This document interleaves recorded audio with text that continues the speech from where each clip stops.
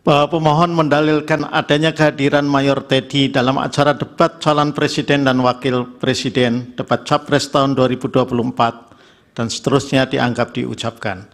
Pemohon mengajukan bukti P58. Bawaslu menyampaikan keterangan pada pokoknya dan seterusnya dianggap telah diucapkan. Bawaslu mengajukan bukti PK94, bukti PK104 sampai dengan bukti PK106.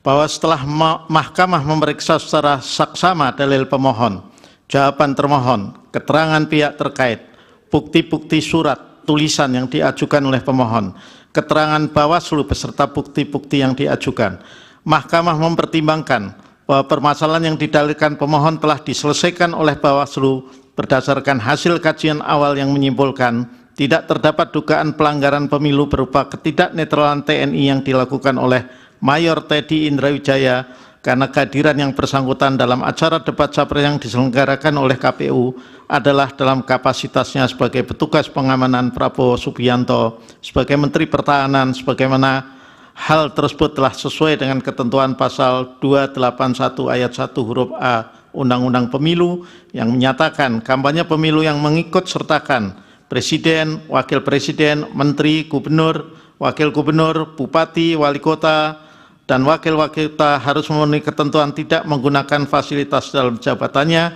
kecuali fasilitas pengamanan bagi pejabat negara sebagaimana diatur dalam ketentuan peraturan perundang-undangan. Oleh karena itu mahkamah mendapat keyakinan hal tersebut tidak melanggar ketentuan perundang-undangan yang berlaku.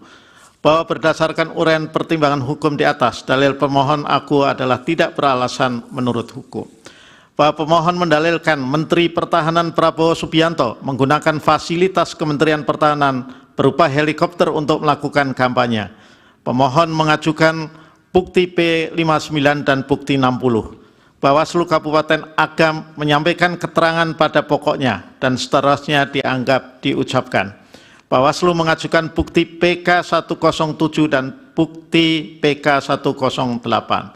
Bahwa setelah mahkamah memeriksa secara seksama dalil pemohon, jawaban termohon, keterangan pihak terkait, bukti-bukti surat tulisan yang diajukan oleh pemohon, keterangan Bawaslu beserta bukti-bukti yang diajukan, mahkamah mempertimbangkan bahwa dalil pemohon telah diselesaikan oleh Bawaslu berdasarkan kajian awal yang menyimpulkan tidak terdapat pelanggaran kampanye pemilu berupa pemasangan dan penggunaan atribut partai yang mengarah kepada kampanye baik dalam kegiatan kunjungan kerja di Nagari Batu Palano maupun tidak terdapat penggunaan fasilitas pemerintah dalam kegiatan kampanye di Pasar Raya dan Hotel Mercure.